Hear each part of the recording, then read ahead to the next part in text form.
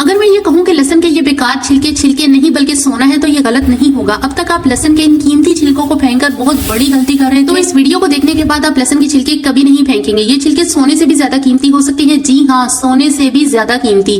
तो बहुत ही useful video, इसका कोई भी पार्ट स्किप मत कीजिएगा। वीडियो अच्छी लगी तो लाइक जरूर कीजिएगा और चैनल को जरूर से सब्सक्राइब कीजिएगा। बिस्मिल्लाहिर्रहमानिर्रहीम। अस्सलाम वालेकुम। उम्मीद करती हूँ आप सब खैरियत से होंगे। तो लहसुन छीलते वक्त हमारे जहन में ये बात कभी नहीं आती कि जिन छिलकों को हम बेकार समझकर फेंक देते हैं वो हमारे लिए कितने अहम हो सकते हैं। छिलके चाहे देसी लहसुन के हो या फिर वलायती, दोनों ही हमारे लिए बहुत ज्यादा कीमती जेवरात जैसे हैं। हम जेवर तो बहुत संभाल कर रखते हैं, लेकिन आज के बाद इन छिलकों को भी बिल्कुल जेवर की तरह संभाल कर रखने वाले हैं। तो इसके लिए आपने जितनी बार भी लहसुन छीलते हैं तो इसके छिलकों को जमा करते जाएं और इस सख्त वाले हिस्से को यानी कि इसकी डंडियों को जाया कर दें। तो इसके लिए हमने दो तरह के लहसुन के छिलकों को जमा करना है। एक तो लहसुन के ऊपर वाले को और दूसरा जिससे लहसुन की पूरी पोथी कवर होती है, यानी इस बारीक छिलके को भी हमने जाया नहीं करना। तो इस तरह से आप जितनी बार लहसुन छीलते हैं इसके छिलकों को किसी भी टोकरी या फिर शॉपर बैग में इस तरह से संभाल के रखते जाएं। तो इस तरह से जब ये ढेर सारे हो जाएं तो आपने इन्हें किसी भी ट्रे में फैला के जो है वो रख देना है। तो इनमें नमी वगैरह भी थोड़ी बहुत होती है, तो इस तरह से आप इसको धूप भी लगवा सकते हैं ताकि ये बिल्कुल ड्राई हो जाए और अच्छी तरह से ये कड़क हो जाए। ये इतनी जबरदस्त वीडियो है कि आप इसको पूरी देखने के बाद इससे जरूर मुस्तफीद होंगे और आपको इससे जरूर फायदा हासिल होगा।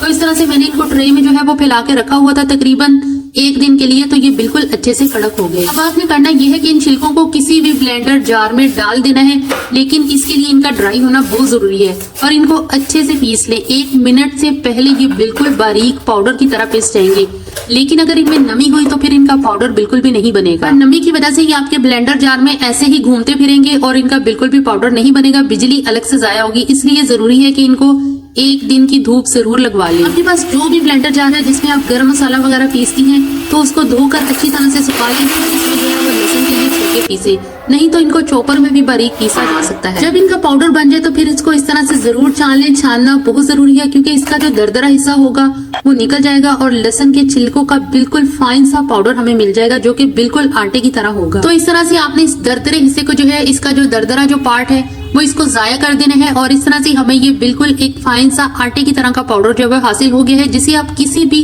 खुश्क साफ सुथरे कंटेनर जार में महफूज करके रख लें। तो अब हम इन्हें इस्तेमाल कैसे करेंगे, इस पाउडर को हमने कैसे इस्तेमाल करना है, कैसे ये सोने से भी ज्यादा कीमती है जिसको हम कूड़ा समझकर जाया कर देते हैं। तो इस तरह से आपने इसे साफ सुथरे कंटेनर जार में जो है वो डाल के रख लेना है। तो अब इसे इस्तेमाल कैसे करना है, तो इसके लिए आपने लेना है एक बोल और तकरीबन इसमें 2 टीस्पून लहसुन के छिलकों का जो पाउडर अभी हमने बना के रखा था वो आपने इसमें ऐड कर देना है। तो इस तरह से आपने 2 टीस्पून जो है वो भर के इस बोल में शामिल कर देने हैं ये पाउडर को। ये देख ले कितना फाइन पिसा है, बिल्कुल ये इस तरह से होना चाहिए, तो ही इसका रिजल्ट जो है वो बहुत ही बेस्ट आपको मिलेगा। जो बाकी का पाउडर है इसको आपने बिल्कुल इस तरह से एयर टाइट करके किसी खुश्क और साफ सुथरी जगह पे रखना है ताकि आइंदा के इस्तेमाल के लिए ये हमें बिल्कुल सही हालत में जो है वो मिले। तकरीबन थोड़ा सा आधे टीस्पून के बराबर आपने इसमें कोकोनट ऑयल ऐड कर देना है और ये इस तरह से जमा हुआ है क्योंकि सर्दी का मौसम है, और अगर गर्मी का मौसम हो तो आप उस अंदाजे से इसमें ½ टीस्पून जो है वो कोकोनट ऑयल शामिल कर दें। कोकोनट ऑयल अगर ना हो तो आप इसमें विटामिन ई का 1 कैप्सूल भी शामिल कर सकते हैं। तकरीबन 2 टीस्पून ही एलोवेरा जेल ऐड करनी है। एलोवेरा जेल आप अपने घर में गमले या क्यारी में लगे एलोवेरा के प्लांट से भी लेकर यूज कर सकते हैं।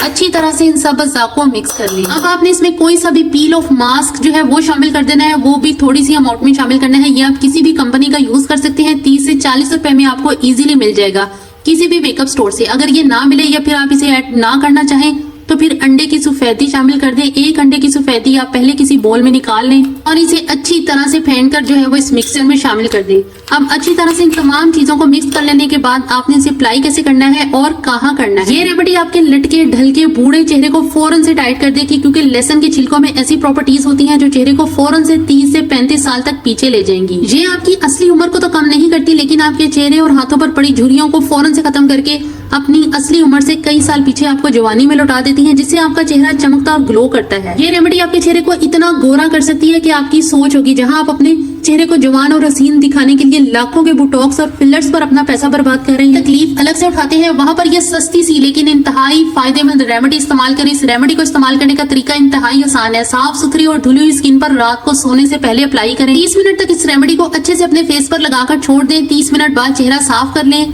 या फिर पानी से वॉश कर लें। पहली दफा का इस्तेमाल आपके लटके ढलके बूढ़े चेहरे को जवान कर देगा। हर उम्र और हर स्किन टाइप वाले अफराद इस रेमेडी को अपने चेहरे को जवान और हसीन दिखाने के लिए इस्तेमाल कर सकते हैं। ये रेमेडी झुर्रियों और फाइन लाइंस का फौरन खात्मा करती है, क्योंकि लहसुन की छिलकों में कुदरत ने जो प्रॉपर्टीज रखी हैं वो स्किन को बूढ़ा नहीं होने देती, बल्कि बूढ़ी स्किन को टाइट और ब्राइट करती है। चेहरे के अलावा आप ये रेमेडी अपने हाथों और गर्दन पर पड़ी झुर्रियों को फौरन से जो है वो खत्म करने के लिए इस्तेमाल कर सकते हैं। इसका कोई भी साइड इफेक्ट नहीं है। वीडियो अच्छी लगी तो इसे जरूर लाइक कर दें।